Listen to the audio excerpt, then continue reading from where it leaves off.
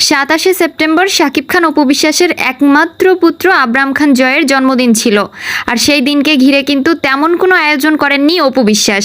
তবে দেখা গিয়েছে শাকিব খানের সঙ্গে ছেলে জয় কেক কাটছে, বাবাকে চুমু দিচ্ছে, এমনই কিছু দৃশ্য ভাইরাল হয়েছে সোশ্যাল মিডিয়ায়। আর সেই ছবিগুলো পোস্ট করেছে অপু বিশ্বাসের পেজ থেকে, এমনকি আবরাম খান জয়ের পেজ থেকে। অপু বিশ্বাস ছবিগুলো আপলোড দিয়ে ক্যাপশনে লিখেছে, বাবা ছেলে যখন এক জায়গায় হয় তখন নাকি কেক আরও বেশি মিষ্টি হয়ে যায়। এমনই কিছু কথা লিখেছে, যেটা আপনাদের সাথে আমি স্ক্রিনে শেয়ার করেছি। আপনারা একটু পরেই দেখতে পাবেন সেই ক্যাপশনটা।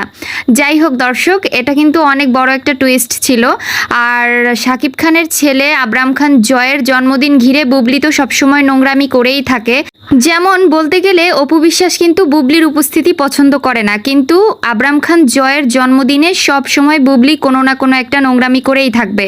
22 সালে জয়ের জন্মদিনে বেবি বাম্পের ছবি আপলোড দিয়েছিল বুবলি, আর সেই থেকেই কিন্তু নোংরামি শুরু করেছে বুবলি। প্রতিটা জন্মদিনকে ঘিরে বুবলির কোনো না কোনো নোংরামি থাকবেই।